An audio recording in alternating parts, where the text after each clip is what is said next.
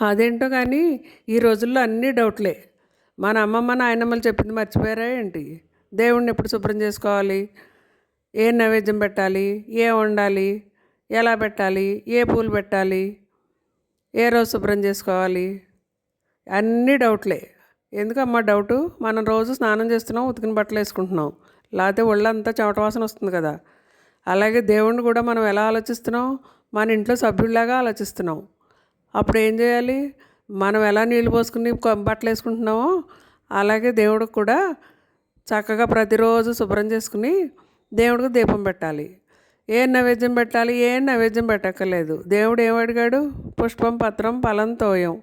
ఏమీ లేకపోతే నీళ్ళ చుక్క నైవేద్యం పెట్టినా నేను స్వీకరిస్తానని చెప్పాడు. దేవుడు మనకు అందమైన ప్రకృతిని ఇచ్చాడు.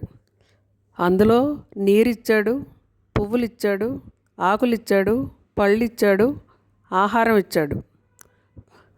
మనం తెచ్చుకోవడానికి కాళ్ళు చేతులు రెండు ఇచ్చాడు. ఆలోచించడానికి మనసు ఇచ్చాడు. వీటి ద్వారా మనం ప్రకృతి నుంచి సేకరించి దేవుడికి నివేదన చేయొచ్చు. కానీ ఇందులో జోక్ ఏంటంటే దేవుడిచ్చిన దాన్ని దేవుడికే ఇస్తున్నాం మనం.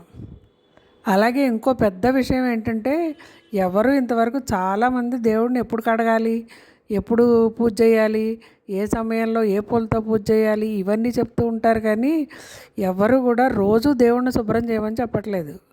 ఎందుకు చెప్పట్లేదో తెలియదు. ఎందుకంటే ప్రతిరోజు మనం దేవుడికి పూజ చేసేటప్పుడు సంకల్పం చెప్పేటప్పుడు ఏం చెప్తాం?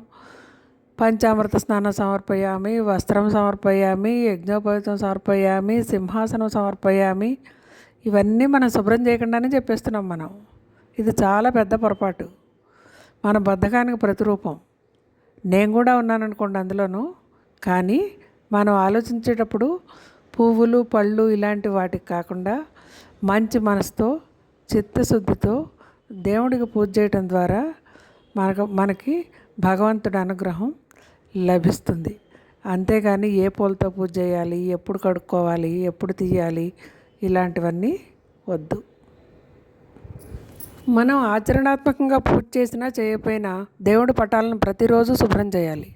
మా నాయనమ్మ గారు అలాగే చేసేవారండోయ్. కాబట్టి ప్రతిరోజు దేవుడిని శుభ్రం చేయాలి, దీపం పెట్టాలి. ఓం భగవతే వాసుదేవాయ.